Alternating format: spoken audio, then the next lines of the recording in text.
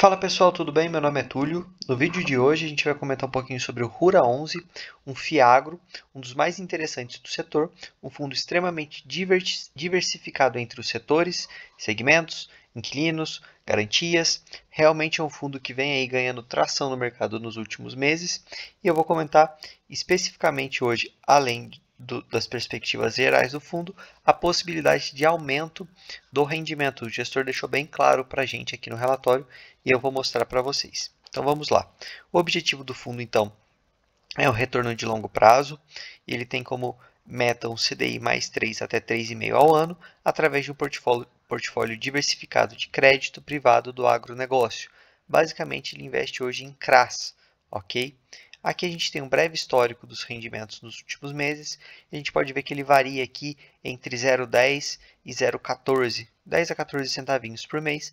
E isso se dá pela sazonalidade. Como ele investe no agro, ele recebe ali trimestralmente, semestralmente, depende das safras. Eu vou mostrar tudo isso para vocês. Aqui a gente vê um gráfico da variação da cota patrimonial e a de mercado. Aqui na DRE a gente vê que basicamente o fundo vem distribuindo tudo que ele gera, alguns meses só que ele consegue fazer uma gordurinha. Lembrando que esse fundo, pessoal, fez uma emissão há pouco tempo, então aqui o gestor traz uma atualização para a gente dos recursos que foram captados nessa emissão.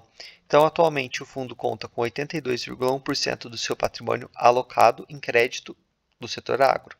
A carteira estrutural está bastante diversificada entre devedores, garantias, setores de atuação, cultivo e também uma diversificação geográfica. E ele fala que os valores relativos à última oferta do fundo, 65% já foi alocado, sendo que 54% do total captado já tinha sido alocado antes mesmo do encerramento da oferta dessa última emissão. Então, bem interessante aqui, a gestão mostrando que tinha um pipeline robusto e conseguiu ali durante a emissão já alocar muita coisa. E ele fala que o restante deve ser alocado entre março e abril. E ele informa aqui o porquê que ainda não foi alocado.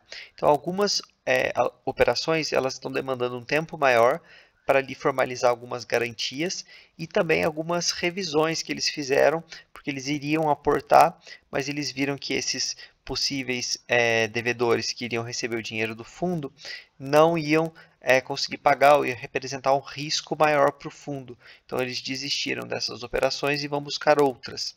Então hoje a carteira conta aqui com produtores rurais e também outros participantes da cadeia do agronegócio e não há nenhuma inadimplência com as parcelas de juros e principal devidas. Então, a carteira segue 100% adimplente.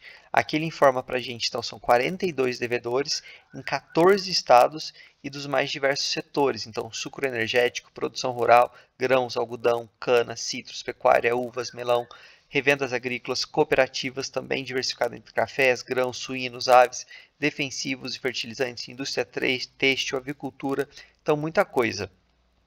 E aí ele vai comentar para baixo sobre as culturas, e é bem interessante, então me acompanhe.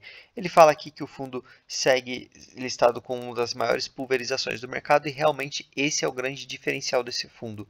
Quem está aí querendo colocar o pezinho no agro, numa cota base 10, vale a pena estudar esse fundo. Lembrando que não é recomendação de compra, só estou compartilhando os meus estudos, mas o que eu posso falar para vocês é se debrucem sobre esse fundo, que ele é bem interessante. Ele tem um ponto de atenção, que eu vou falar mais abaixo para vocês, então me acompanhem. Pessoal, se estiverem gostando do meu conteúdo, eu tenho me esforçado para postar dois vídeos por dia. Deixem o like, isso me ajuda bastante, tá bom? Então aqui ele fala sobre a sazonalidade dos pagamentos, que é exatamente o que eu comentei no começo. Tem as safras, as entre-safras, das diversas culturas, então ele tem alguns recebimentos um pouco descasados e ele mantém ele, então o dividendo entre 0,10 e 0,14. E ele traz aqui a expectativa. Conforme eu disse para vocês no começo do vídeo, então a expectativa da gestão é que a partir de abril teremos um fluxo maior de caixa dos pagamentos das operações e os dividendos tenham ali um salto positivo novamente. Então, provavelmente ali abril, maio, a gente deve ver esse fundo pagando um pouco mais. E é o que eu sempre falo para vocês, quem acompanha, quem estuda, consegue ali antecipar alguns movimentos do mercado. Depois, quando esse fundo começar a pagar mais, se tudo der certo, claro, aí a cota sobe e aí sempre tem ali o caçador de yield que vai comprar, mas aí compra mais caro. mas eu quero falar para vocês ainda do ponto de atenção nesse fundo que é muito importante, então me acompanhe. Aqui ele segue informando que as visitas periódicas em loco continuam sendo feitas e ele usa aqui a equipe do Itaú BBVA Agro também, que é bem interessante. Então, como é um fundo do Itaú, ele tem já essa capilaridade, ele tem robustez, apesar dele ser pequeno, a gente vê aqui 14 mil cotistas, o fundo ele já atua como um grande player do setor.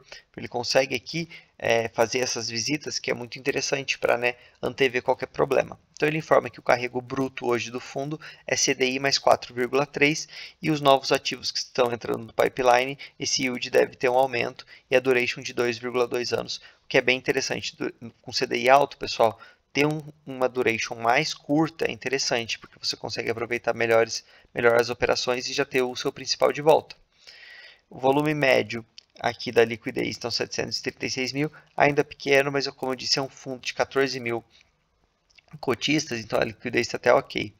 Eu vou passar rapidamente aqui pelos setores, só para a gente ter uma noção, porque é importante. Eu falo que isso aqui fica repetitivo para quem estuda vários fundos agro, mas é importante a gente saber. Então, quanto à soja, o Brasil está ali numa expectativa boa, apesar da soja ter sofrido um pouquinho nesse último mês, mas vai seguir beneficiado a soja brasileira pela produção menor da Argentina. O clima lá segue bem, irregular, chuvas abaixo da média, então a safra deles vai ser prejudicada, por consequência a nossa deve ter um ganho. O milho também segue bem tranquilo, basicamente a mesma coisa, tem ali notícias negativas da Argentina também por causa do clima, então a nossa produção deve ser beneficiada. E aqui ele destaca que a China habilitou mais de 90 empresas brasileiras para exportação do milho, então sinalizando que eles vão ter ali uma demanda forte. Então, interessante. Algodão, sim, é a parte que a gente tem que tomar mais cuidado, porque é uma exposição relevante do fundo. Eu vou mostrar para vocês. E o algodão vem sofrendo. Tem uma demanda menor que esperada por parte das usinas, e então isso acabou influenciando negativamente nos preços. E isso aqui a gente vem vendo vários fundos agro falarem a mesma coisa, que o algodão é a parte que mais preocupa. Também tem a questão do excesso de chuvas em algumas regiões que atrasou a colheita da soja, então, consequentemente, a semeadura do algodão da segunda safra. Então, ali tem mais esse problema. Tem o problema atual, que é uma demanda menor, então agora o preço está mais baixo, e também ali no futuro, por causa desse problema aqui já na semeadura. Então, ali na frente, a gente já está vendo um problema também. Aqui, quanto aos produtores de grãos, as margens são menores, mas ainda estão em bons níveis. Então, ele comenta que o ano passado foi realmente muito bom, agora a margem espremeu um pouquinho, mas continua muito tranquilo. Claro que tem alguns pontos de risco, mas está razoavelmente tranquilo. Boi gordo, quem não está acompanhando, teve um caso atípico de vaca louca, e a gente tem um acordo bilateral com a China. Quando isso acontece, a gente tem que informar e já suspende as exportações na hora. O Brasil enviou para o Canadá e ali foi feito um exame de contraprova que confirmou que é um caso atípico, que ocorre espontaneamente em animais mais velhos. Então não tem ali uma contaminação em massa. Então esse cenário prejudicou já quem é confinador do animal, que tinha entrega à vista, e a gente está na dependência da China liberar até a reabertura da exportação. Então quem tá indo no mercado, por exemplo, viu que a carne abaixou um pouquinho o preço, tem influência disso aqui. Mas, claro que a gente prefere que seja tudo normalizado com a China, porque é uma demanda relevante para o setor. Tá? Açúcar e etanol, basicamente, teve ali, de novo, a oneração, né? Os impostos voltaram a ser cobrados. O etanol, ele vai ter uma taxa um pouquinho menor frente à gasolina, o que vai deixar ele um pouco mais competitivo. Então, basicamente, é isso que eles estão falando aqui. No etanol está interessante. Usinas, ele falou que o cenário começou a melhorar um pouquinho, porque teve queda nos custos e também uma recuperação dos níveis de produtividade. Então, a gente deve ter uma melhora no setor como um todo. Pessoal, estou passando rápido aqui, porque eu tento ser objetivo nos vídeos, mas sempre ressalto, vale a leitura, ok? E eu ainda vou falar ali do ponto de atenção para a gente. Então, exposição por região, tive aqui extremamente diversificado. Exposição setorial também aqui, ó, muito diversificado. Exposição por tipo de garantia, tem aqui um pouquinho mais em alienação fiduciária em recebíveis, mas basicamente também bem diversificado. Aqui começa o ponto de atenção, que é o quê? 23% do PL estão em 5 devedores. Ok, a princípio temos 42 devedores, ainda não é um fundo tão grande, apesar de já ter ali rompido a barreira do bilhão, mas vamos ver qual é esse devedor.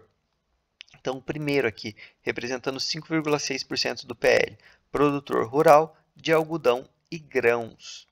Então, foi o que eu comentei com vocês. Algodão é a parte que está um pouco mais preocupante. E o ponto de atenção, então, além de ser a maior exposição aqui do fundo em um produtor que, ok, produz grãos, mas produz algodão, é que o fundo não informa quais são os devedores. Ele coloca simplesmente o setor. Então, eu não consigo saber se esse produtor rural é A ou B, porque eu posso ter um produtor rural que produz algodão e grão, mas ele produz muito algodão e um pouquinho de grão. Ou ao contrário, se eu tenho o nome dessa empresa, eu consigo verificar. Claro, isso aqui, pessoal, é um detalhe, tá? Não é nada assim que, olha, impeditivo de investir no fundo, não é isso. Mas é um ponto de atenção, como eu disse. Quem sabe no futuro a gestão traga aqui para a gente os nomes, para a gente saber. E como eu disse aqui, a primeira posição do fundo então está nesse produtor de algodão e grãos. Aqui abaixo na sétima a gente já vê também um pouquinho mais de algodão. E o algodão a gente sabe, como a gente viu acima, que é a cultura que a gente tem que ficar mais atento. Então, eu achei importante destacar para vocês. E aqui ele já informa também que ele tem um pipeline de 170 milhões, então ele vai aqui trabalhar em cima disso para alocar o finalzinho ali de dinheiro que ele tem ainda para alocar da última emissão. Só para não deixar passar batido, taxa de administração então de 1% e performance 20%, que esse DCDI mais um, realmente aqui vai ficar um pouquinho caro, mas a gente sabe que os fundos agros, os FIAGROS, eles têm cobrado uma taxa um pouquinho maior. Quem sabe com o setor crescendo isso diminua. Pessoal, se vocês gostaram do vídeo, peço o like e principalmente a inscrição. Eu estou aqui na meta de chegar a 500 inscritos até o final de março e me ajudaria muito. Lembrando sempre, tem aqui também no primeiro comentário e na descrição o link do grupo do Telegram. Beleza, pessoal? Valeu!